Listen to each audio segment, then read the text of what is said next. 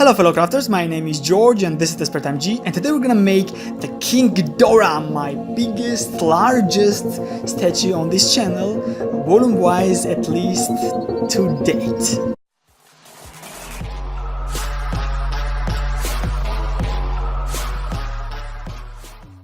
So this video is going to be a collaboration between me and Plasti Figuras P.A.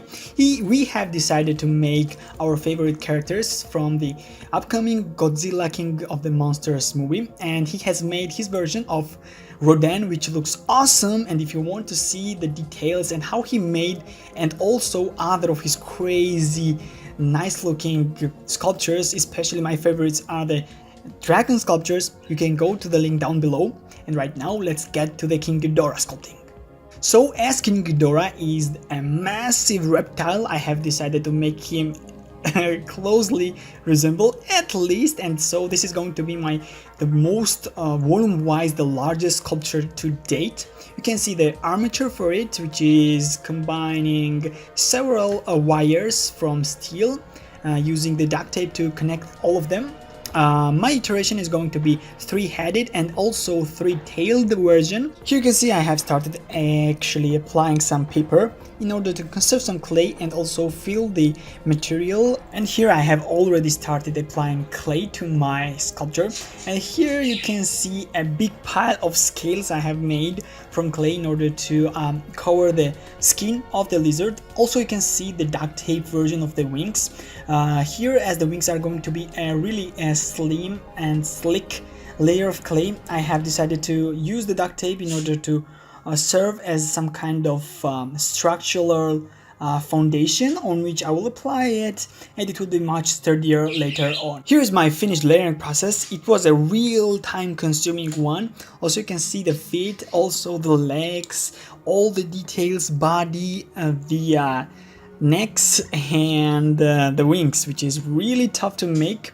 But I'm really happy with this one. This version looks slimmer and slicker. The only thing is left are the tails, you can see right now here. So before we go any further, I wanted to show you the method I have used in order to make tons of these rectangular scales.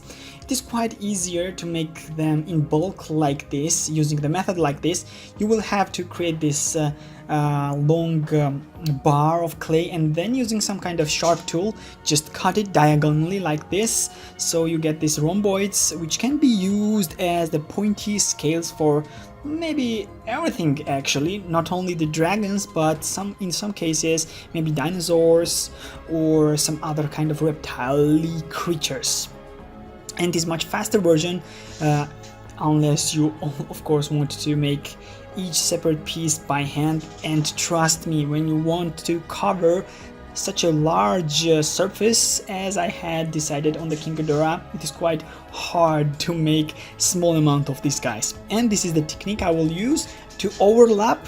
You just have to start from bottom up in order to overlap those connecting points, as you do not want them to be visible, and it will be looking quite nice like this.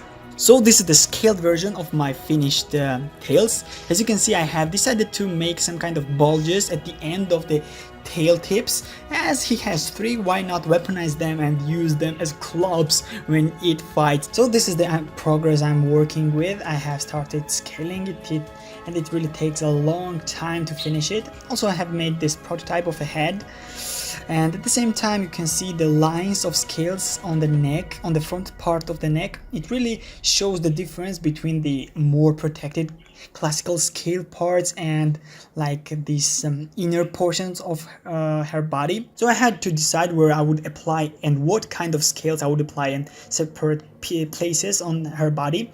I have decided, of course, not to apply scales on the wings at all, except for the main limb, which is connecting the middle portion of the wing. At the same time, I have also applied the scales on the chest in the front, because I was kind of thinking that it would be much better if that spot was protected, as it would be facing the enemies. And here you can see pretty much the finished version of her body. Right now what we have to do is finish the scale applying process onto the upper limbs on the wings, and then decide what kind of heads I would use on it. So I have finished the heads and also all the other details, and right now what is left is to paint this guy. I'm going to use different shades of yellow and golden kind of color, and also I have decided to make different eye colors for the different heads. So this is the final product of it, the golden King Ghidorah. It was so huge I was not able to put it on my table, so I had to actually put it on the floor in order to display it properly. But unfortunately the screen, the display is not able to express the real size and the feel it gives in the actual real life. It looks massive on my floor, and it is one of the biggest, but volume wise it is the largest sculpture I have made yet on this channel. And I'm very happy with this as well, because all these shapes and forms it makes, also the different colors of its eyes and the shape of the necks, which are independently situated. That's it. Thank you very much for watching. I hope you enjoyed this project as much as I enjoyed it. It was a big fun, but at the same time I had to make a really huge pause for my YouTube career, but that will not happen again, I promise. If you want to see the Rodan, click the link in this screen right now. Have a nice day and see you next time. Goodbye.